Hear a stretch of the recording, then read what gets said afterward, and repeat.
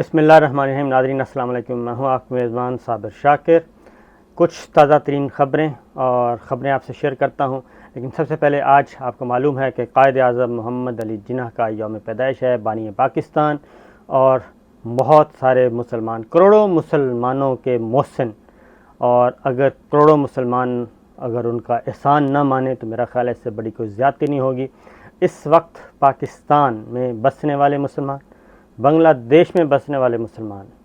جو آزادیاں ان کو نصیب ہیں اور جو زندگی ان کو حاصل ہے، وہ سب کی سب مرہون منت ہے قائد اعظم محمد علی جناح کی، اس جد و جہد کی، اس سوچ کی، اس ویژن کی جو انہوں نے محسوس کیا تھا آج سے کئی سال پہلے۔ 70 سال بعد 75 سال تو پاکستان بنے کو ہو گئے، اور اس سے پہلے بھی انہوں نے یہ اسٹرگل شروع کر دی تھی، اور انہوں نے اپنی عملی سیاست کا آغاز، ذرا میں کچھ باتیں بتاتا ہوں کہ خاص طور پہ جو کچھ ہو رہا ہے انڈیا میں، جو ہم ایک ہندوتا کا نظریے کا ڈھنڈورا پیٹ رہے ہیں کہ ہندو یہ کر رہا ہے، ہندو وہ کر رہا ہے، یہ چیز قائد اعظم محمد علی جناح نے کب محسوس کی؟ اور آج جو یورپ کو، مغرب کو، امریکہ کو احساس ہوا ہے کہ ہندوستان میں مودی اور بی جے پی اور RSS اقلیتوں پہ ظلم کر رہے ہیں،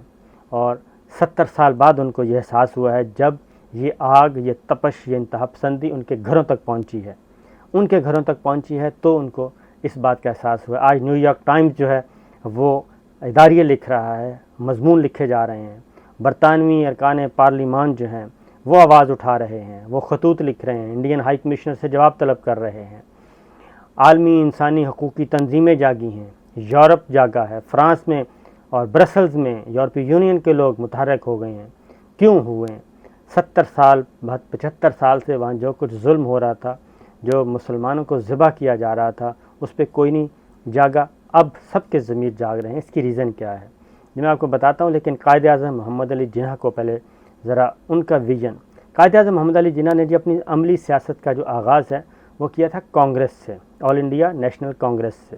جو کہ ہندوؤں کی جماعت تھی اور آزادی کے لیے تشکیل پائی تھی کہ انگریزوں سے آزادی حاصل کرنی ہے۔ قائد اعظم محمد علی جناح ہندو مسلم اتحاد کے ہراول دستے میں شامل تھے۔ وہ یہ سمجھتے تھے، وہ چاہتے تھے، ان کی خواہش تھی کہ ہندو مسلم مل کر رہیں اور مل کر آزادی حاصل کریں۔ بہت بڑا ملک ہے، بہت ساری بڑی سرزمین، علاقے کے اعتبار سے، آبادی کے اعتبار سے، تو ہم سب مل جل کر رہیں گے، انگریزوں کو یہاں سے فارغ کرتے ہیں۔ اور انہوں نے بڑی کوشش کی، اور کانگریس کے اندر بھی ایسی آوازیں تھیں، ہندوؤں کے اندر بھی، جو یہ چاہتی تھی۔ لیکن وہاں پہ جو غلبہ تھا کانگریس کا، جو مجموعی سوچ، جو ہڈن ایجنڈا تھا، وہ یہی تھا کہ ہم نے انگریزوں کو فارغ کر کے باقی سب کو اپنے ماتحت کرنا ہے، پھر کسی کی ہم نہیں سنیں گے۔ ان کا ایجنڈا یہی ہندوتا کا تھا جو آج کھل کر سامنے آیا ہے۔ لہٰذا قائد اعظم محمد علی جناح نے ایک خاص حد تک کوشش کی، اور اس کے بعد پھر علامہ محمد اقبال، جنہوں نے خواب دیکھا تھا، مفکر مشرق ہے، مفکر پاکستان ہیں، شاعر مشرق ہیں، انہوں نے جو خواب دیکھا تھا، انہوں نے پھر قائد اعظم محمد علی جناح سے رجوع کیا، اور اس کے بعد قائد اعظم محمد علی جناح پھر آل انڈیا مسلم لیگ میں آئے، اور یہاں پہ آ کے مسلمانوں کی قیادت کی اور مسلم لیگ کی باغ ڈور سنبھالی۔ اور اس سے پہلے مسلم لیگ جو ہے وہ ڈرائنگ روم کی سیاست تھی، لارڈز کی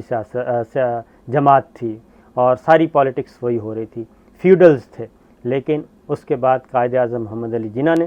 یہ جنگ لڑی، پرامن طریقے سے لڑی، قانونی طریقے سے، آئینی طریقے سے، اور چومکھی لڑائی لڑی۔ ایک طرف انگریز تھا اور دوسری طرف ہندو تھا، اور ان دونوں سے برابر لڑائی لڑ رہے تھے۔ انگریزوں کو مناتے تھے تو ہندو سازش کرتے تھے، ہندوؤں کو رام کرتے تھے تو انگریز کوئی نہ کوئی کام دکھا دیتے تھے، اور جتنے بھی تنازعات اس وقت یہاں ہیں وہ سب کے سب انہی کے چھوڑے ہوئے ہیں۔ پھر قائد اعظم محمد علی جناح اور ان کے بارے میں اس وقت کی جو اسٹیبلشمنٹ کے لوگ تھے اس وقت کے، اور جن کے خاندان ابھی تک موجود ہیں پاکستان میں، وہ بھی سب کے سب قائد اعظم کے ساتھ نہیں تھے۔ وہ بھی وہی میر جعفر اور میر صادق والا کردار ادا کر رہے تھے، ان کی اولادیں موجود ہیں آج بھی، تو وہ بھی، اور اس وقت کے ان کو کافر اعظم بھی کہا گیا، قائد اعظم کو۔ لیکن پاکستان کہہ رہا ہوں، ہندوستان کے جو مسلمان ہیں، جو انگریزی بھی نہیں سمجھتے تھے، لیکن ان کو یہ معلوم تھا کہ یہ شخص جھوٹ نہیں بول رہا، یہ شخص سازش نہیں کر رہا، یہ شخص 2 نمبر نہیں ہے، بددیانت نہیں ہے، تو لہٰذا ایک مسلم لیگ جو کہ ایک ڈیڈ ہارس تھا، مردہ گھوڑا تھا، اس میں جان ڈالی اور پھر پورے ہندوستان میں مسلم لیگ کامیاب ہوئی اور پھر یہ وطن بنا۔ اور اگلی بات یہ بتا دوں کہ پاکستان جو 47 میں تخلیق ہوا وہ 2 ٹکڑے تھے زمین کے، ایک مشرقی پاکستان اور ایک مغربی پاکستان، درمیان میں 1000 میل کا فاصلہ تھا۔ یہ دنیا کی واحد ریاست تھی، دنیا کی واحد ریاست، نہ اس سے پہلے کبھی بنی، نہ بعد میں بنے گی، نہ بنی ہے، کہ جو زمین کے 2 ٹکڑے الگ الگ 1000 میل کا فاصلہ، لیکن نظریے کی بنیاد پہ ایک، حکومت ایک، سوورنٹی ایک، فوج ایک اور وزیر اعظم ایک۔ تو یہ تھا وہ اتحاد اور یہ تخلیق ہوئی۔ اس کے بعد بدقسمتی کہ اس کے بعد پھر وہی 2 نمبرہ شروع ہو گیا کام، لسانی بنیادوں پہ اور کہیں علاقائی بنیادوں پہ، وہ ایک نفرت، کچھ داخلی کردار آئے، کچھ بیرونی کردار آئے اور پاکستان 2 لخت ہوا۔ لیکن اس کے باوجود 2 لخت ہوا، وہاں کے مسلمان، بنگلہ دیش کے مسلمان بھی جو آج آزادی ان کو حاصل ہے، وہ مرہون منت ہیں قائد اعظم محمد علی جناح کی، اور جو مسلمانوں کو پاکستان میں آزادی حاصل ہے وہ بھی مرہون منت ہیں قائد اعظم محمد علی جناح کے۔ آج علماء کرام اگر آزادی سے سانس لے رہے ہیں، اپنے اپنے مدارس چلا رہے ہیں، تو یہ بھی مرہون منت ہے قائد اعظم کے، اور انہوں نے یہ ایک آزاد وطن تخلیق کیا۔ اس کے بعد اگلی بات یہ ہے جی کہ اب اگر ہماری حقیقی آزادی کا دیکھنا قیمت کتنی ہے، قیمت کیا ہے اور ہم کس حد تک خوشحال ہیں، وہ جانیں آپ ہندوستان کے مسلمانوں سے۔ 25 کروڑ مسلمان، ایک پورا پاکستان انڈیا کے اندر موجود ہے، لیکن ان کو نہ مذہبی حقوق حاصل ہیں، نہ معاشی حقوق حاصل ہیں، نہ شہری حقوق حاصل ہیں، نہ سیاسی حقوق حاصل ہیں، ان کا ستیہ ناش ہوا ہے، اور پھر مسلسل ان نسل کشی کی جا رہی ہے، اور اب تو پورے ہندوستان میں قتل عام کے منصوبے بنائے جا رہے ہیں۔ تو یہ سوچ قائد اعظم محمد علی جناح نے اس وقت، ویژن ایک تھا، اس وقت سوچ لیا تھا کہ کانگریس میں بیٹھ کے سوچا تھا کہ یہ کیا کرنے جا رہے ہیں، اور وہ ایک ایک بات، ایک ایک خدشہ درست ثابت ہوا۔ دوسری جانب سکھوں کو جو پیکیج آفر کیا تھا قائد اعظم محمد علی جناح نے،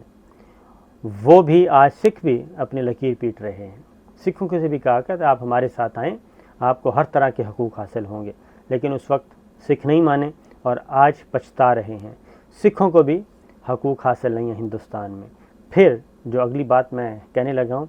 مسیحی برادری، ان کو آج نیو یارک ٹائمز کی جو سٹوری آئی ہے وہ یہ بتاتی ہے کہ جب یہ آگ، مسلمان تو پاکستان، مسلمان تو پہلے دن سے شور مچا رہے ہیں بیچارے کہ ان کے ساتھ کیا کیا ظلم ہو رہا ہے، وہ خواہ مقبوضہ وادی ہو، خواہ ہندوستان کا دوسرا علاقہ ہو، وہاں پہ کیا نہیں ہو رہا، گجرات میں کیا نہیں ہوا، اور صرف مذہب کی بنیاد پہ ان کے ساتھ جو سلوک کیا جا رہا ہے۔ لیکن نہ یورپ جاگا، نہ امریکہ جاگا، نہ برطانیہ جاگا، نہ مغرب جاگا، سب کے سب سوئے ہوئے تھے کہ یہ ہمارے ساتھ تو نہیں ہو رہا، یہ تو مسلمانوں کے ساتھ ہو رہا ہے، ہونے دیں۔ لیکن اب جب وہ آگ مسیحی برادری کے گھروں تک پہنچی ہے، آج ان کے چرچ جلائے جا رہے ہیں، چرچوں پہ حملہ ہو رہا ہے ہندوستان میں،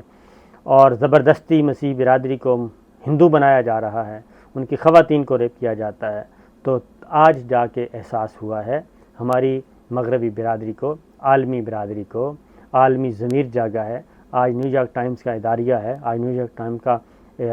اداریہ ہے، مضمون ہے، جس میں ہندوستان میں اقلیتوں پہ ہونے والے ظلم و ستم کی داستان بیان کی گئی ہے۔ تو یہ صرف ہم اتنا ہی کہیں گے کہ انسان انسان ہوتے ہیں، ان کا کوئی مذہب کی بنیاد پہ نہیں۔ پاکستان میں الحمدللہ مسلمان،